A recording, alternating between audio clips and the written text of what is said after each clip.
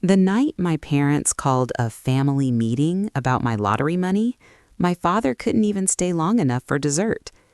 I remember staring at the empty chair he left behind, the cushion still slightly indented from where he'd been sitting. My mother had baked her famous apple cobbler that night, sweet cinnamon filling the kitchen, the crust golden and perfect the way she always made it. But no one touched it. Not after what had just happened, and not after the way my father pushed his chair back from the table, grabbed his coat, and walked out without looking at me. I'd grown up believing family meetings were meant for serious things: illness, moving, hard conversations that required honesty. But that night was about money, my money. And the moment the truth came out, something in my father's face changed so completely that I realized the meeting had never really been about family at all. It had been about control. And when he realized he didn't have it anymore, he left. But to understand why that chair sat empty that night, you have to understand the kind of family I grew up in. I was raised in a modest brick house at the end of Maplewood Drive, the kind of quiet street where everyone knew each other's dogs and the mailman waved by name.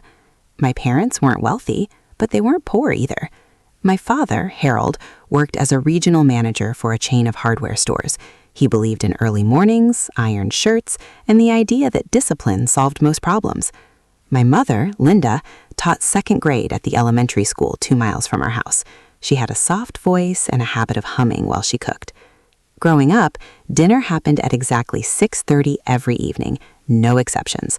Even when I was in high school and my friends were out late, my father insisted I be home for dinner whenever possible. Families stay strong at the table, he used to say. And to be honest, we usually were. There was laughter most nights. My dad loved telling stories about customers who tried to return broken tools after clearly using them wrong. My mom would shake her head and slide a bowl of mashed potatoes across the table. And me? I mostly listened. I was the quiet one in the family. Not shy exactly, just observant. While other kids chased attention, I watched people. How they spoke, how their voices changed when they wanted something, how their smiles sometimes didn't reach their eyes. Those little observations would matter much later. But back then, life was simple. After college, I stayed close to home and took a job as a logistics coordinator at a distribution warehouse outside town. It wasn't glamorous work, mostly spreadsheets, shipping schedules, and long phone calls with trucking companies. But it paid steadily, and I liked the rhythm of it. I bought a small townhouse when I turned 32. 2 bedrooms, a narrow kitchen, a back patio just big enough for a grill, and 2 chairs. My parents were proud of me. At least, I believed they were. My mother cried the day I got the keys. My father walked through every room with his hands behind his back like a building inspector. Solid place, he finally said. From him, that counted as high praise. For years, life moved forward quietly. I worked, visited my parents every Sunday, sometimes helped my dad fix things around their house.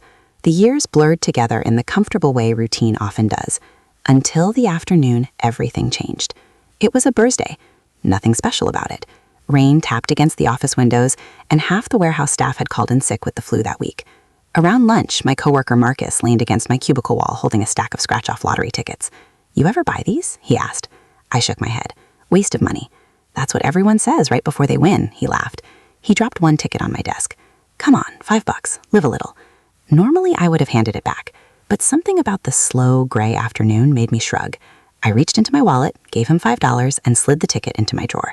I didn't scratch it until later that night. Around 9, I remember because the late news was playing softly in the background while I sat at the kitchen counter. The coin scraped across the silver coating in slow, absent-minded strokes. First number? No match. Second number? Nothing again. I almost stopped halfway through. Then the third row appeared. 3 identical numbers in a line.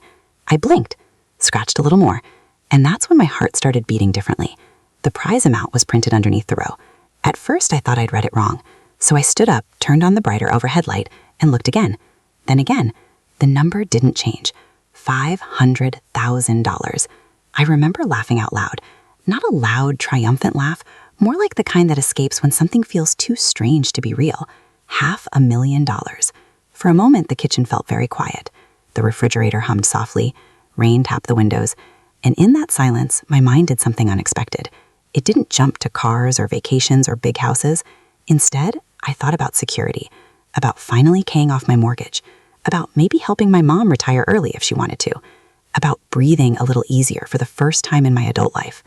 I didn't tell anyone that night, not even my parents, but the next morning I did what the lottery website told me to. I verified the ticket, and 2 weeks later, after taxes, the money landed in my account. Just over $300,000. Enough to change things, not enough to ruin my life. At least, that's what I believed at the time. For the first week, I kept it quiet. I told Marcus, of course. He nearly fell out of his chair laughing when he realized the ticket he'd sold me was the winner.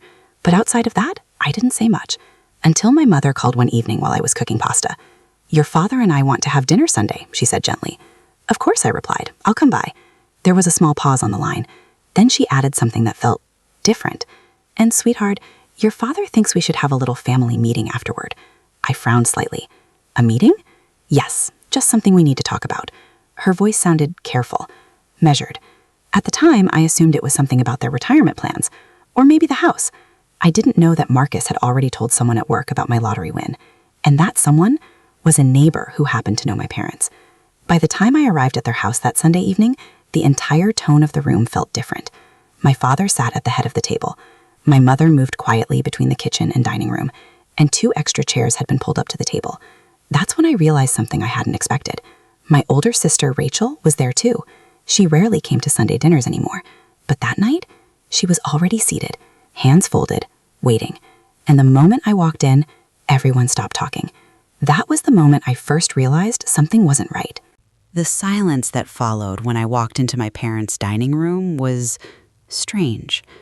Not hostile, just heavy. The kind of silence that lingers a second too long, like a conversation that suddenly ended when someone entered the room.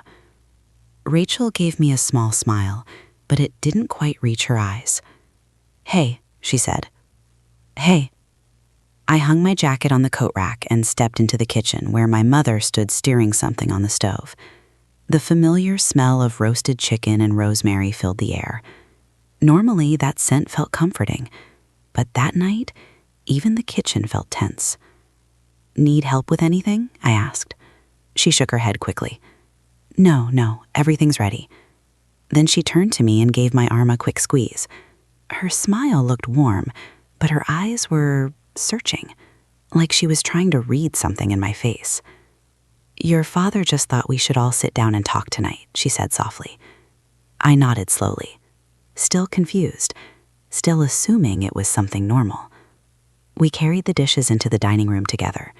My father was already seated at the head of the table, the same way he had been every Sunday for the past 30 years. His back straight, his hands folded neatly in front of him. Rachel sat to his right, scrolling on her phone until we walked in. Then she slipped it into her purse. Dinner started quietly. My father carved the chicken with careful precision, the knife gliding through the meat like it was part of some ritual he'd practiced his entire life. "Work going all right?" he asked without looking up. "Yeah," I said. "Busy lately." He nodded. "Busy is good." Rachel took a sip of wine and glanced at me over the rim of her glass. "You've been quiet lately," she said. "Just working." Another silence settled over the table, forks scraping gently against plates, the ticking of the wall clock above the pantry door. Finally, my mother cleared her throat. "So," she said carefully, "I heard something interesting the other day." My father stopped cutting his chicken. Rachel leaned back slightly, and suddenly all 3 of them were looking at me. I blinked. "Okay?" My mother wiped her hands on a napkin. "Mrs. Hargrove from down the street ran into me at the grocery store." My stomach tightened a little. Mrs. Hargrove knew everyone's business. "She mentioned," my mother continued slowly, "that someone at your work said you had some exciting news recently." The moment stretched out in front of me like a piece of string being pulled tighter. I set my fork down. "Oh." My father leaned back in his chair now, studying me with the same expression he used when checking whether a contractor had done something wrong. "You won the lottery," he said. It wasn't a question. Rachel let out a soft laugh. $500,000, she added. "Well," I said carefully, "that was the original amount." My father's eyebrows lifted. "And the amount after taxes?" There it was. The shift. Not curiosity. Calculation. "About 300,000, I replied. Rachel whistled under her breath. "That's insane." My mother clasped her hands together. "Oh, sweetheart, that's wonderful, really wonderful." But my father hadn't moved. He was still watching me. "And you didn't think to mention this to your family?" His voice wasn't angry, just pointed. I shrugged slightly. It only happened a couple weeks ago. I was still figuring things out. Rachel leaned forward now. "So what are you going to do with it?" Her tone was light, but something about the question felt sharp. "I don't know yet," I said. "Probably pay off my mortgage first." My father nodded once. A responsible decision. Then he reached for his water glass. "And after that?" I hesitated. I hadn't really planned that far. Another glance passed between Rachel and my father. It happened quickly, but I saw it. A look. A silent understanding.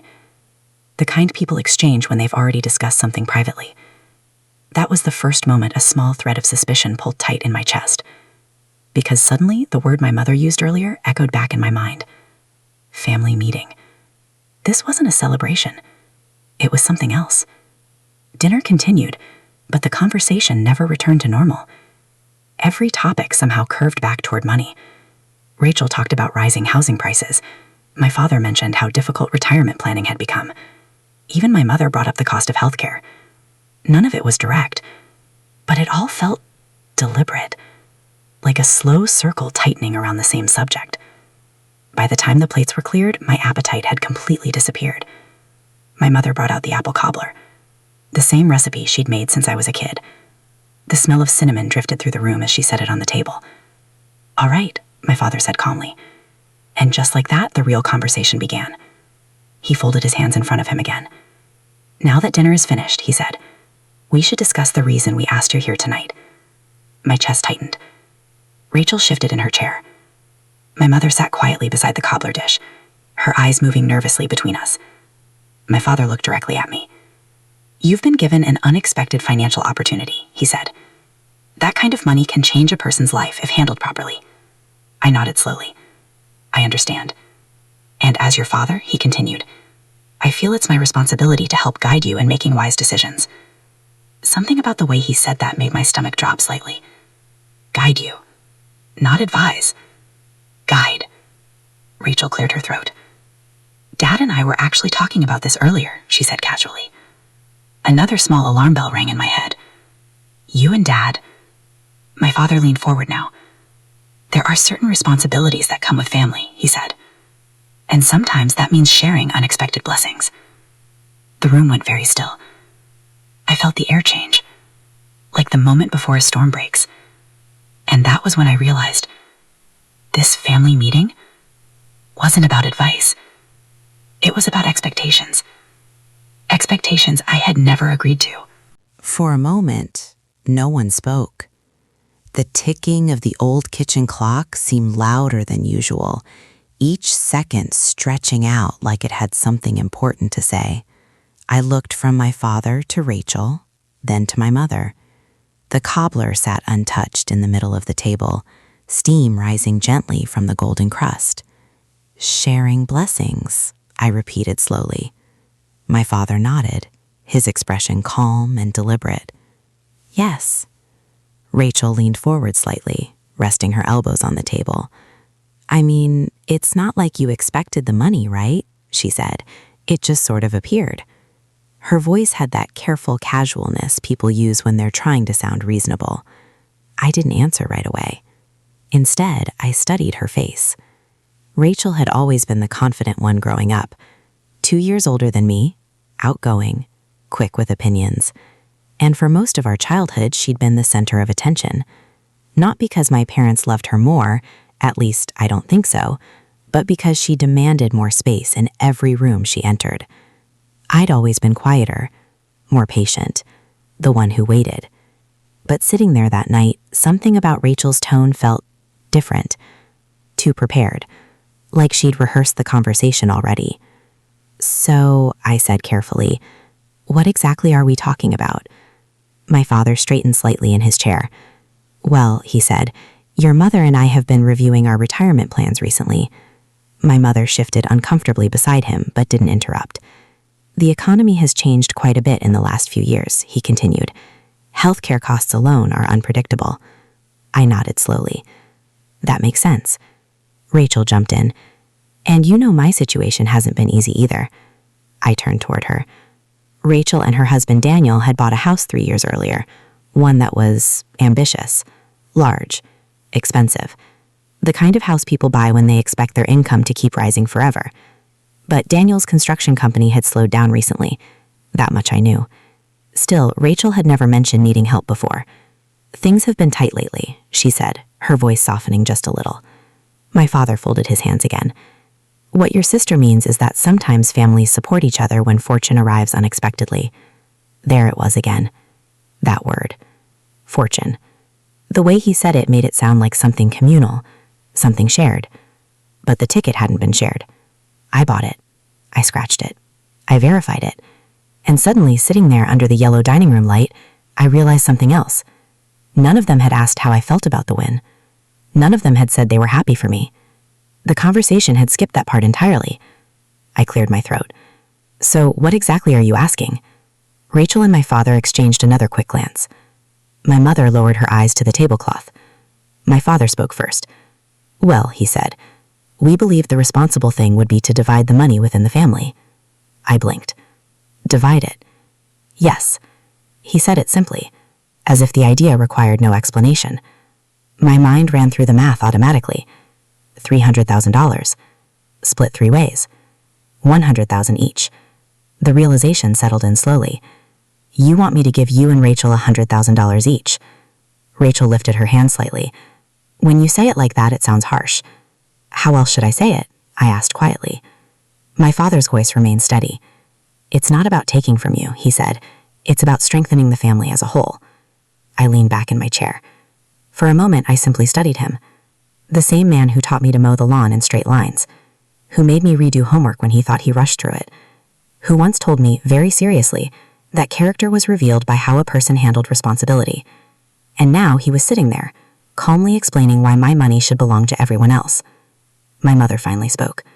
Your father just wants what's best for everyone, she said gently. Her voice carried that familiar tone she used when trying to smooth rough edges. Rachel nodded quickly. Exactly, and it's not like you'd be struggling afterward. I felt a slow heat rising in my chest. Not anger exactly. Something quieter. Disappointment. You've already built a stable life, Rachel continued. You have the townhouse, the steady job. And you don't? I asked. She hesitated. Well, it's just different when you have kids. Rachel had 2 daughters, 8 and 10. I love them dearly. But hearing them brought into the conversation like bargaining chips made something twist inside me. My father leaned forward slightly. This isn't about pressure, he said. It's about doing the right thing. The phrase hung in the air. Doing the right thing. Funny how those words can mean very different things depending on who's speaking. I rested my hands on the table. What if I say no? The room went very still. Rachel blinked.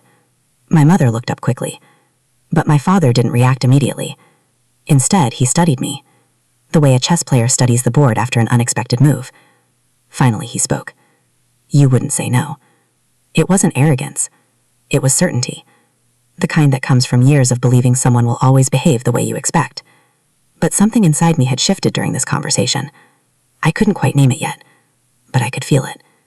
I might, I said quietly. Rachel laughed nervously. Come on, don't be dramatic. I'm not being dramatic. My father's jaw tightened slightly. You've always been responsible, he said. That's how we raised you. Yes, I replied. You did. Another silence fell over the table. The cobbler had stopped steaming now, the crust slowly cooling under the kitchen lights. My father reached for his napkin and placed it carefully beside his plate. Perhaps, he said slowly, you need a little time to think about what's appropriate here. Rachel nodded quickly. Yeah, nobody's asking you to decide tonight. But the tone in the room told a different story. They had expected tonight to end with agreement, with gratitude, with me saying yes. And now that I hadn't, something else had begun to surface. Something sharper. My father pushed his chair back slightly. Take a few days, he said. Think about your responsibilities to this family. Then he stood up. But before the evening was over, the conversation would take a turn none of us had expected. And by the time my father walked out of that dining room, he wouldn't even stay long enough to see dessert served. For a few seconds after my father stood up, no one moved. His chair scraped softly against the wooden floor, a slow, dragging sound that seemed louder than it should have been. I looked at the cobbler again, still untouched. My mother had spent the afternoon baking it, just like she always did on Sundays, and yet the whole dinner now felt like something staged, like the meal had only been a prelude to the real event. "Sit down, Harold," my mother said softly. My father paused, one hand resting on the back of his chair. "We haven't finished talking," she added. He hesitated, then slowly sat again. Rachel exhaled as if relieved the evening hadn't ended abruptly, but something in my chest had already hardened. The conversation had shifted from surprise to something else entirely, expectation, and underneath it, entitlement. I folded my hands together on the table. "There's something I'm trying to understand," I said calmly. My father looked at me. "What's that?" "Why you all talked about dividing the money before you even talked to me about it." Rachel shifted slightly in her chair. My father didn't answer immediately, but Rachel did. "Well, it's not like we were plotting or anything," she said quickly. I raised an eyebrow. "You and Dad discussed exact numbers." She opened her mouth, then closed it again. My father stepped in. "That's called planning." "No," I said quietly. "That's called deciding." The air in the room felt heavier now. Rachel picked at the edge of her napkin. "You're making this sound worse than it is." "Am I?" I looked at my father again. "When exactly did you start talking about this?" His eyes narrowed slightly. "Why does that matter?" "Because," I said slowly, "I told Marcus about the lottery 2 weeks ago." Rachel looked up sharply. "And?" "And Mrs. Hargrove told Mom 3 days ago." Now the room was silent again. My mother's fingers tightened around the edge of the tablecloth. I leaned forward slightly. "So when did the two of you start planning how to split the money?" Rachel looked toward my father. My father's jaw tightened. Finally, Rachel sighed. "Okay, maybe we talked about it a little." "A little." "Last week," she admitted. Before my mother even knew. Before anyone had spoken to me. The realization settled over the table like cold fog. My father spoke carefully now. "There's nothing wrong with discussing possibilities. But there is something wrong with assuming the outcome," I said. Rachel's patience snapped a little then. "Oh, come on," she said. "You're acting like we're trying to rob you." "Aren't you?" Her eyes widened. "That's ridiculous." "Is it?"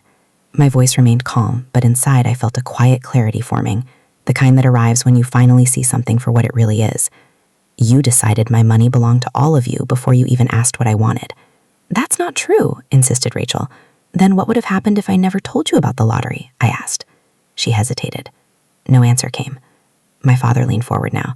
"You're focusing on the wrong thing," he said. "No," I replied quietly. "I think this is exactly the right thing." My mother finally spoke again. "Maybe we should slow down," she said gently. Her voice sounded strained. "This is supposed to be a happy situation." Rachel laughed bitterly. "It would be happier if someone wasn't acting like Scrooge over here." I looked at her. "Did you really just call me selfish?" "Well, aren't you?" she shot back. "You're sitting on $300,000 while the rest of your family is struggling." I felt something shift inside me then. Not anger, something quieter, a realization. "You never asked how much I planned to help," I said. Rachel blinked. "What?" "I was already planning to help Mom and Dad," I continued. My mother looked up suddenly. "You were?" "Yes." The room went still again. "But the difference," I said slowly, "is that I wanted to offer it, not be told I owed it." Rachel leaned back in her chair. "Well, that's basically the same thing." "No," I said. "It's not." My father's voice hardened slightly. "You're splitting hairs." "No," I repeated. "I'm setting boundaries." The word boundaries landed heavily. My father didn't like that word. He'd always believed family didn't need boundaries. Family, in his mind, meant loyalty, obligation, shared everything. But sitting there in that dining room, I realized something painful. Shared didn't always mean equal. Sometimes it meant one person giving more simply because they were expected to. Rachel crossed her arms. "So what are you saying?" "I'm saying the way this conversation started was wrong." My father's voice turned colder. "And what exactly do you think the right way would have been?" "Maybe asking me how I felt," I said. "Maybe saying you were happy for me first." Rachel rolled her eyes. "Oh my God." But my mother looked down at the table again. And in that moment, I saw something in her expression. Not agreement exactly, but discomfort. Like she knew the conversation had gone somewhere it shouldn't have. My father stood up again, this time more abruptly. "I think this discussion has become unnecessarily emotional." I remained seated. "No," I said quietly. "I think it's finally honest." Rachel scoffed. "You're seriously going to let money come between you and your family?" The question lingered for a moment. Then I answered calmly. No. Rachel smirked slightly. Good. I looked directly at her. But you might. Her smile faded. My father grabbed his coat from the back of his chair. We'll continue this conversation another time, he said sharply. My mother stood halfway up. Harold! But he was already walking toward the door. The hallway light flicked on. The front door opened. Cold night air drifted briefly through the house. And then, the door shut. Just like that. Rachel stared toward the hallway in disbelief. My mother sank back into her chair. And the apple cobbler sat quietly in the center of the table, completely forgotten. My father had left before dessert. But the real fallout from that dinner? It was only just beginning. The sound of the front door closing echoed through the house. For a long moment, no one at the table spoke. The ticking of the clock returned, steady and patient, like it had been waiting for the noise of the argument to pass. Rachel was the first to break the silence. Well, she muttered, pushing her chair back slightly. That escalated. I didn't answer. I was still looking at the cobbler in the middle of the table, the crust now completely cooled. My mother reached for the serving spoon, but her hand stopped halfway. I suppose dessert doesn't feel very appropriate anymore, she said quietly. No, Rachel said, letting out a dry laugh. Not really. My mother slowly sat back down. Her shoulders looked smaller than usual. Tired. I had seen that look before when I was a teenager, and my parents had argued late into the night. But something felt different this time. This argument hadn't been between my parents. It had been about me. Rachel turned toward me again. You didn't have to push him like that, she said. I looked up. Push him? You know how Dad is. Yes, I said calmly. I do. Rachel sighed. He was just trying to help you make a smart decision. No, I replied. He was trying to make the decision for me. Rachel's jaw tightened. You're really going to turn this into some kind of power struggle? I folded my hands on the table. It already was one. She scoffed. You're unbelievable. My mother raised her hand gently. Rachel, please. Rachel leaned back in her chair with an irritated exhale. For a few seconds, no one spoke again. Then my mother looked at me. Her voice was softer now. Were you really planning to help us? She asked. Yes, I said. Her eyes searched my face carefully. How much? I hesitated, not because I didn't know, but because I suddenly realized something important. The number didn't matter anymore. Enough, I said finally. Rachel let out another laugh. That's vague. It was meant to be a gift, I said, not a negotiation. Rachel shook her head. You're acting like we're strangers asking for charity. No, I replied. I'm acting like you assumed something that wasn't yours. My mother rubbed her temples lightly. Maybe we all approached this the wrong way, she murmured. Rachel didn't respond. Instead, she stood up and began pacing slowly near the kitchen doorway. You know what the worst part is, she said. What? You're acting like this money is some huge achievement. I frowned slightly. I never said that. It's luck, she continued. Pure luck. I know. So why are you guarding it like you earned it? That question sat in the air between us, and for the first time that night, I felt a flicker of anger. Not loud, not explosive, but steady. I may not have earned the ticket, I said slowly, but I still get to decide what happens to the money. Rachel stopped pacing. That's a convenient way to look at it. No, I replied. It's the legal one. She stared at me for a moment. Then she grabbed her purse from the chair. Whatever, she muttered. I'm not sitting here all night listening to this. My mother stood quickly. Rachel, please. But Rachel was already heading toward the hallway. At the doorway, she stopped and turned back toward me. You know Dad isn't going to forget this, she said. Her voice carried a quiet warning. I know, I said. She studied my face for a moment longer. Then she left. A few seconds later, the front door opened again, closed again. And just like that, the house felt strangely empty. My mother and I were the only ones left at the table. The apple cobbler still sat untouched between us. She looked at it for a moment. Then she gave a tired smile. Your father really does hate missing dessert. Despite everything, I felt a small laugh escape. Yes, I said, he does. She slowly served 2 small portions anyway, sliding one plate toward me. Eat, she said gently. It'll make me feel better. We both took a few quiet bites. The cinnamon was warm and familiar. For a moment, it felt almost like a normal Sunday again. Almost. Finally, my mother spoke. "You surprised your father tonight." I could tell. "He thought you would agree." "I know." She stirred her spoon slowly through the cobbler. "He grew up in a very different kind of household," she said. "In his family, everything belonged to everyone." I nodded. "That sounds nice in theory." "Yes," she said softly. "In theory." She set her spoon down. "But sometimes people forget that sharing has to be voluntary." I looked at her carefully. "You don't agree with him, do you?" She hesitated. Then she sighed. "I think the conversation started wrong. That's a polite way of saying it." She gave a small smile. "I've been married to your father for 42 years. I've learned diplomacy." We sat quietly for another minute. Then she looked at me again. "Whatever you decide to do with the money," she said gently, "make sure it's something you won't regret later." "I will." She nodded slowly. Then she added something that stayed with me long after that night ended. "Money has a strange way of revealing things about people," she said. "Sometimes things we didn't know were there." Later that evening, I drove home through quiet streets, the glow of streetlights reflecting off the pavement. My mind replayed the entire dinner again and again. The expectations, the assumptions, the entitlement. But as I pulled into my driveway, another thought settled in. Something calm, something certain. That family meeting hadn't ended the way they expected. But the next time we all sat in the same room, the outcome would surprise them even more. Because by then, I would have made a decision. Not just about the money, but about something far more important. What family really meant. For the next few days, my phone stayed strangely quiet. No messages from Rachel, no calls from my father. The silence felt deliberate, like the pause after a storm when the air still carries the tension of thunder. But life outside the family kept moving. At work, Marcus continued telling everyone the story of the luckiest $5 ticket in company history. Every time he repeated it, the details became slightly more dramatic. "You should have seen his face," he told a group near the break room one afternoon. Man looked like he'd just discovered buried treasure.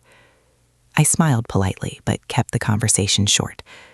Money has a way of turning ordinary interactions strange. Some people suddenly become very friendly. Others grow quietly resentful. A few days later, my phone finally rang. "Rachel." I stared at the screen for a moment before answering. "Hey," I said. Her voice came through tight. "Dad's pretty upset." I leaned back in my chair. "I figured. He thinks you embarrassed him." I raised an eyebrow even though she couldn't see it. "Embarrassed him?" "At the dinner," she said. "You basically accused him of trying to take your money." "I didn't accuse him," I replied calmly. "I described exactly what happened." Rachel exhaled sharply. "You know that's not how he sees it." "That's not my responsibility." There was a short silence. Then she said something that surprised me. "He's been telling people about it." That made me pause. "Telling people what?" "That you refused to help the family." I sat up a little straighter. "And who exactly is he telling?" Rachel hesitated. "Some relatives?" "Which ones?" "Mom's sister, Uncle Dave, a couple of cousins." The familiar feeling of quiet disappointment returned. My father had always been proud of maintaining a certain image within the extended family. Responsible, respected, the man people asked for advice. Now, apparently, he had decided to reshape the story. Rachel continued, "They think you're being selfish." I thought about that word again. Selfish. It had been floating around the situation since the moment the money appeared. "Do you?" I asked. Another pause. Then Rachel sighed. "I think you're making things further than they need to be." That was not the same answer, but it was close enough. "I'm not changing my mind just because people are talking," I said. "I know. And neither is Dad." Her voice softened slightly. "He's hurt." "Is he?" I asked quietly. Rachel didn't respond. Instead, she said, "We're having dinner at Mom and Dad's again next Sunday." "That's fast."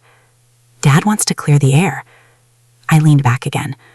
Something about the invitation felt strategic. Is this another family meeting? I asked. Rachel hesitated. Sort of? Meaning, he just wants everyone to be on the same page. I almost laughed. That phrase again. Rachel's patience thinned. Look, you can either come and talk this out or keep letting it get worse. I thought about it for a moment. Then I said, I'll come. Good.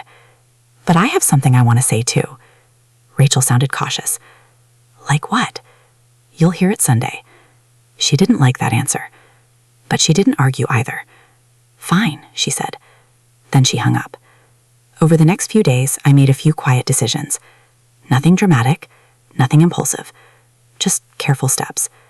I met with a financial advisor recommended by my bank. We spent 2 hours discussing options: savings, investments, taxes, and charitable donations. At one point, he looked at me thoughtfully. You seem less interested in spending this money than most people, he said. I've lived without it my whole life, I replied. That perspective helps. It did, because by the time Sunday arrived, I wasn't feeling defensive anymore. I was feeling certain. The dining room looked exactly the same when I arrived that evening. Same wooden feeble, same yellow overhead light, same smell of my mother's cooking drifting from the kitchen. But the atmosphere felt different. My father sat at the head of the table again. Rachel sat beside him. My mother moved quietly between the kitchen and dining room, placing plates. But this time there were 2 more chairs at the table: Uncle Dave and my Aunt Marjorie. I paused near the doorway. Well, I said slowly, this is new. My father folded his hands calmly. Your aunt and uncle were already visiting, he said. That was a lie. Uncle Dave lived 2 hours away, but I didn't challenge it. Instead, I took my seat. Dinner began with polite conversation. Weather, work, the usual surface-level topics people use when something uncomfortable sits underneath the table. Finally, Uncle Dave cleared his throat. So, he said casually, I hear you had a bit of good luck recently. Rachel glanced at my father. My father remained calm. Yes, he said. Our son won the lottery. Uncle Dave whistled softly. That's something. Then he added carefully. And I also hear there's been a little disagreement. There it was. The public version of the story had arrived. I set my fork down. Yes, I said calmly. There has. My father leaned back slightly. Well, he said, since we're all here, perhaps we can settle it properly. The room grew quiet again. And suddenly I realized something. My father believed he had gathered witnesses, support, pressure. But what he didn't know yet was that I had come prepared for this conversation too. And before the night ended, everyone at that table would understand exactly what had really happened. For a few seconds after my father spoke, the room stayed perfectly still. The overhead light cast a warm glow across the table, reflecting off the silverware and half-filled glasses of water. But the warmth of the room didn't reach the conversation. Everyone was waiting, watching. My father looked composed, as if he believed the situation was already under control. Rachel sat beside him with her arms folded. Uncle Dave leaned back slightly, curious but cautious, and my Aunt Marjorie stirred her tea slowly, the spoon clinking gently against the porcelain cup. I took a breath and folded my hands on the table. Well, I said calmly, since we're clearing the air, maybe we should start at the beginning. My father nodded slightly. Go ahead. So I did. I bought a $5 lottery ticket at work about 3 weeks ago, I said. Marcus's voice almost echoed in my head as I remembered that moment. It turned out to be a winning ticket. After taxes, the amount came to a little over $300,000. Uncle Dave nodded approvingly. That's life-changing money. It can be, I said. Then I continued. When my parents found out, they invited me to dinner for what was described as a family meeting. My father shifted slightly in his chair. I kept my voice calm. At that dinner, I was told the responsible thing to do would be to divide the money equally between myself, my parents, and my sister. Aunt Marjorie's eyebrows lifted slightly. Rachel shifted beside my father. My father cleared his throat. That's not exactly how it was phrased. It's exactly what was asked, I replied gently. No anger, just facts. Silence settled over the table. Then Uncle Dave spoke carefully. And you said no. I said I needed to make my own decision. Rachel scoffed softly. You refused to help the family. I looked at her. No, I said. I refused to be told what I owed. My father leaned forward. You're twisting this. Am I?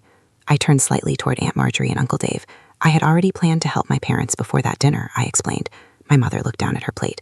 But the conversation didn't start with celebration or gratitude. It started with assumptions. Uncle Dave nodded slowly. Assumptions can complicate things. Rachel spoke again, frustration creeping into her voice. You're making us sound greedy. I met her eyes. You brought up exact dollar amounts before you asked what I wanted to do. Rachel didn't respond. My father's jaw tightened. This family has always supported one another, he said firmly. Yes, I agreed. And that support meant something when it came freely. My mother finally spoke then, her voice quiet but steady. He's right. Everyone turned toward her. Rachel blinked.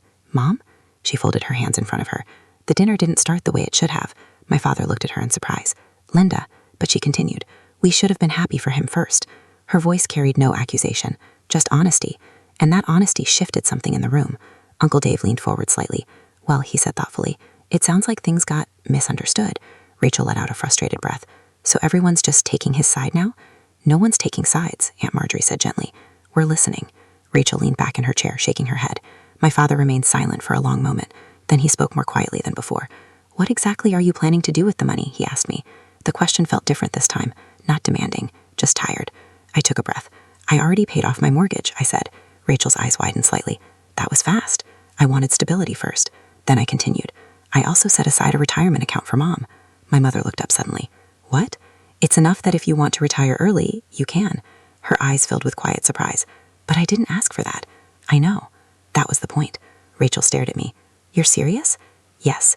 My father looked at my mother, then back at me. You did that without telling us. I wanted it to be a gift, I said. The room stayed silent for a moment. Then I added something else. I also started a college fund for Rachel's daughters.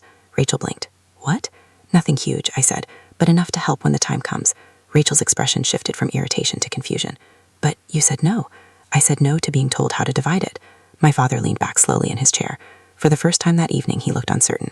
And then he said something I hadn't expected. You should have told us. I nodded slightly. Maybe.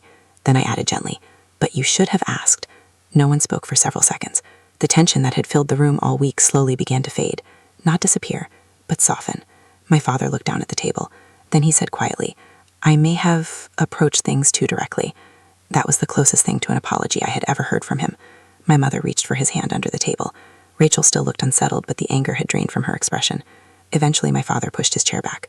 Well, he said quietly, your mother made cobbler again tonight. I glanced toward the kitchen counter. The same dish, the same golden crust. And this time, no one was leaving before dessert. Dessert that night tasted different. Not because the recipe had changed. My mother's apple cobbler was exactly the same as it had always been. Warm cinnamon, soft apples, and that buttery crust she somehow managed to make perfect every single time. But the atmosphere around the table had shifted.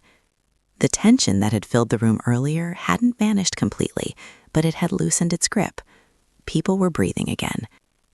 My father took a slow bite and nodded slightly, the way he always did when something met his quiet standards. Rachel sat beside him, unusually quiet. She kept glancing at me as if she were still trying to understand something. Finally, she spoke. You really started a college fund for the girls? Yes, I said. Her fingers tapped lightly against the table. Why didn't you just say that the first night? I thought about that question for a moment. Because it wasn't supposed to be part of a negotiation, I replied. She frowned slightly. But it would have changed the conversation. Maybe, I said. But then it wouldn't have been a gift anymore. That seemed to settle something in her mind. Rachel had always been practical, direct. She understood numbers and outcomes, but the idea of giving without pressure, that was something different. My father finished his cobbler slowly. Then he cleared his throat. You handled the money responsibly, he said. Coming from him, that sentence carried weight. It wasn't praise exactly, but it was respect, and for a moment, that was enough. Over the next few weeks, things returned to a version of normal. Not perfectly normal. Situations like that don't disappear overnight, but the tension faded. My father stopped telling relatives that I had refused to help the family. In fact, Uncle Dave later told me he had quietly corrected the story. Apparently, once the full conversation was explained, most people saw the situation differently. Rachel called me one afternoon while I was leaving work. Hey, she said. Hey. There was a pause. Then she added, I talked to Daniel about the college fund. Yeah? He said it was generous. That's good. Another pause. Then she said something that surprised me. I'm sorry about how that dinner went. I slowed my steps in the parking lot. Thank you, I said. She sighed. I think we all just got excited about the idea of the money. Money does that to people. Yeah, she said quietly. It really does. A month later, I visited my parents again on a quiet Sunday afternoon. This time there was no meeting, no tension, just the familiar smell of my mother cooking in the kitchen. My father and I stood in the garage fixing the loose hinge on their side door. For a while, we worked in silence. Then he spoke. You know, he said, tightening a screw carefully. When I was younger, my father believed money belonged to the family first and the individual second. I wiped my hands on a rag. That sounds complicated. It was. He looked at the hinge for a moment before continuing. I may have carried some of that thinking with me longer than I should have. It wasn't quite an apology, but it was close, and with my father, close was often the best you got. I understand, I said. He nodded once. Then he said something simple that meant more than he probably realized. You handled yourself well. For a moment, neither of us spoke again. The hinge was fixed, the door swung smoothly, and the quiet between us felt comfortable again. Life eventually settled into its old rhythms. I still worked at the warehouse, still visited my parents on Sundays, still grilled burgers on my small back patio during warm evenings. The lottery money didn't change everything, but it did change a few things that mattered. My mortgage was gone. My mother began talking seriously about retiring the following year.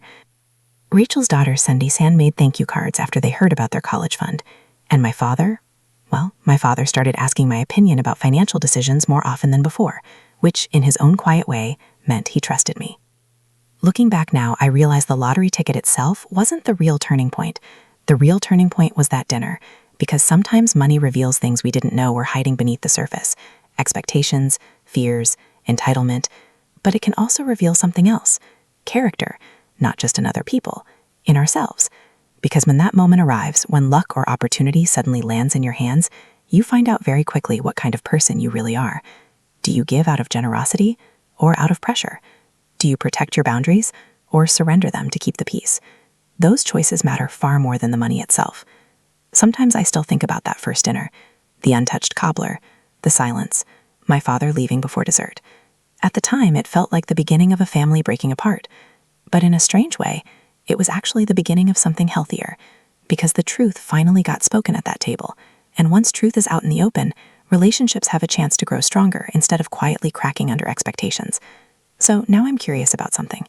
If you had been sitting in that chair, and your family asked you to divide your lottery money that way, what would you have done? Would you have said yes? Or would you have done exactly what I did? Tell me in the comments.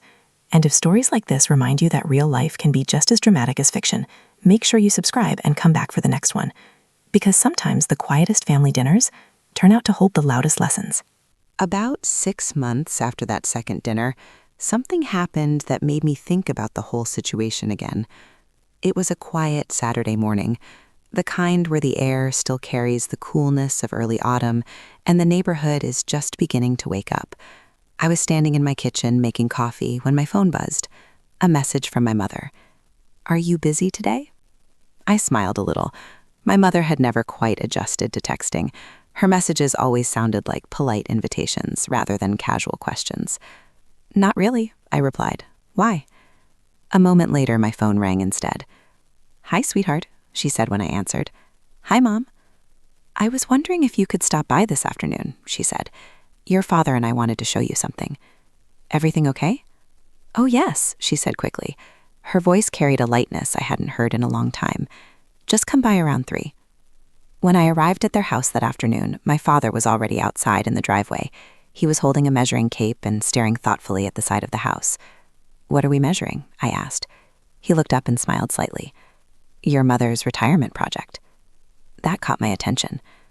My retirement project? My mother called from the porch. It was your idea. She walked down the steps and gestured toward the backyard. Come see. We walked through the house and out the back door. For most of my childhood, the backyard had been simple. A small vegetable garden, a couple of old oak trees, and a wooden bench my father built when Rachel and I were kids. But now, Now there were wooden stakes marking out a rectangular space near the garden. "What's this?" I asked. My mother's eyes lit up. "A little reading studio." "Oh, what?" She laughed softly. "A place for me to sit and read once I retire. Maybe tutor a few neighborhood kids after school?" My father nodded. "Small structure," he said. "Nothing fancy." I looked at the stakes again. The dimensions were modest, but the idea was beautiful. "You're really retiring," I said. My mother smiled. "I think it's time." Her voice carried both excitement and relief. For 40 years, she had woken up before sunrise to teach second graders. 40 years of spelling tests, recess duty, and tiny desks. And now she was finally allowing herself to imagine something quieter. "You deserve it," I said. She squeezed my arm. "Well," she said gently, "we couldn't have done it quite this soon without a little help." My father cleared his throat. "Yes," he said. "That was a thoughtful thing you did." It was another one of those almost apologies. But this time it felt different. Less defensive, more sincere. We spent the next hour walking around the yard, talking about where windows should go, where the door might face, how the sunlight would fall through the trees in the afternoon. It was simple, peaceful. And for the first time in months, the lottery money wasn't the center of the conversation. It was just part of life. Later that evening, as I was getting ready to leave, my father walked with me to the driveway. The sky had begun turning that deep blue color that appears just before sunset. He stood beside my car for a moment with his hands in his pockets. "You know, when I told people about that first dinner," I waited. "I didn't tell the whole story." "I know." He nodded once. Uncle Dave made that clear. A small smile appeared on his face. He gave me quite the lecture. That sounds like him. My father looked down the street thoughtfully. "I suppose I was embarrassed." "Why?" "Because I realized afterward that I had treated you like a child in front of your sister." That was the first time he had put it into words, and hearing it said aloud changed something. "You raised me to be responsible." "Yes," he replied. "And sometimes it's difficult for fathers to accept when that responsibility means their advice isn't required anymore." I leaned against the car door. "I still value your advice." He looked at me sideways. "But not your orders." I smiled slightly. "That's fair." For a moment, we both laughed quietly. The tension that had once surrounded this topic had softened into something else. Perspective. On the drive home that night, I thought again about how strange life can be. One small lottery ticket, $5, a random scratch on a quiet evening. And suddenly it had forced my entire family into a conversation we probably should have had years earlier. About boundaries, about expectations, about what it actually means to support each other. Because family support doesn't mean surrendering your independence, and independence doesn't mean abandoning your family. The real balance lies somewhere in the middle, where generosity is freely given and respect flows in both directions. The following spring, my mother officially retired. Her small backyard studio was finished by then. White walls, a wide window facing the garden, a wooden desk where she now tutors neighborhood kids twice a week. Every time I visit, I see her sitting there with a book in her hands and sunlight streaming through the glass. And every time, I feel quietly grateful. Not for the lottery money itself, but for the chance it gave us to learn something important before it was too late. Because sometimes a little unexpected luck doesn't just change your bank account. Sometimes it changes the way a family learns to understand each other. And thinking about it now, I still wonder something. If that lottery ticket had never existed, would we ever have had that conversation? Or would we have kept living quietly with assumptions none of us realized were there? Sometimes the hardest moments in a family become the ones that teach us the most. And sometimes those lessons arrive disguised as $5 pieces of cardboard. If you were in my position and your family reacted the way mine did at first, would you still have helped them later? Or would that first dinner have changed your mind completely? I'd really like to know what you think. A year passed before anyone in the family mentioned the lottery again. Not directly, anyway. By then, the story had faded into the background of our lives, like a storm that had once felt enormous, but slowly became just another memory people referred to with quiet understanding. My mother had fully settled into retirement. Every time I visited, I'd find her in that little backyard studio she and my father built. The place had developed its own personality over time. A soft rug near the desk, shelves lined with children's books, a small kettle for tea sitting on a wooden side table. and through the big window, sunlight poured in over the garden like a quiet reward for 40 years of early mornings. Sometimes neighborhood kids would sit across from her, practicing reading aloud. Other times she was alone with a novel in her lap and the soft creak of the trees outside. She looked lighter these days, freer. One afternoon, as we sat together in that studio with 2 mugs of tea between us, she said something that stayed with me. "You know," she said thoughtfully, "I think that dinner forced all of us to grow up a little." I smiled. "Even Dad?" She laughed softly. "Especially your father." And maybe she was right, because my father had changed in subtle ways since then. He still woke up early, still believed in discipline and planning, but he had started asking more questions before offering advice. He listened more. And sometimes when we worked together on little projects around the house, he'd pause and say something like, "What do you think would be the best way to handle this?" Those moments might seem small to anyone else, but for me, they meant something important. They meant respect. Rachel changed too. Not overnight, but gradually. Her daughters grew more aware of the college fund over time, especially when they started talking about future schools. One evening, Rachel called me while I was grilling dinner outside. "You know," she said after a few minutes of casual conversation, "I've been thinking about that whole situation again." "Which situation?" I asked. "You know exactly which one." I laughed. "Yeah, I probably do." She sighed. "I think I got caught up in the excitement of it." "The money?" "Yes. And the idea that it might solve problems I hadn't solved myself." That kind of honesty was rare for Rachel. "I appreciate you saying that," I told her. She paused for a moment. "Daniel said something interesting the other day," she continued. "What was that?" "He said if someone gives you something freely, it means more than if you pressure them into it." I turned the burgers on the grill. "That sounds like a wise man." "Yeah," she said quietly. "I guess it does." As for the money itself, it eventually settled into the background of my life too. Some of it stayed invested, some went towards small acts of generosity, helping my parents, helping Rachel's kids, donating quietly to a few local programs my mother cared about. None of it felt dramatic, and maybe that's the most surprising part of the whole story. Because when people hear about lottery wins, they expect big changes. New houses, flashy cars, wild stories. But real life rarely works that way. Real life moves slowly, quietly. It changes in small, meaningful ways that most people outside the situation never even notice. Every now and then, though, someone still brings up the story. Usually Marcus at work. He still tells new employees about the day he sold the winning scratch-off ticket. "You should have seen this guy," he always says, pointing at me across the room. "Calmest lottery winner in history." And maybe he's right, because the money never felt like the most important part of the experience.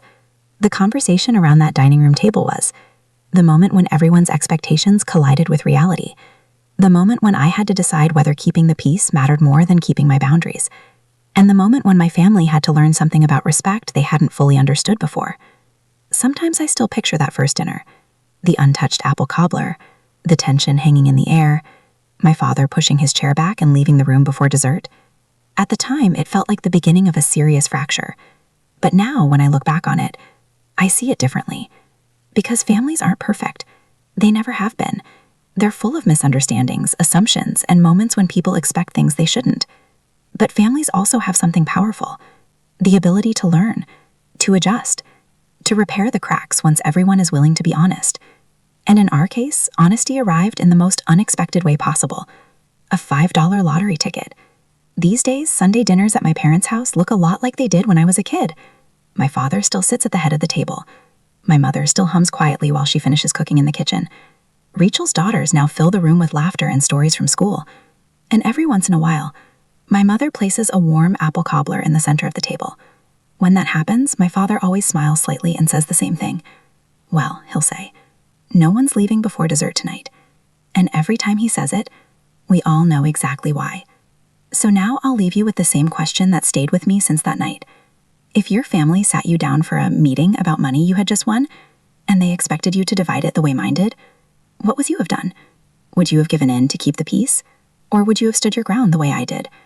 I'd truly like to hear your thoughts.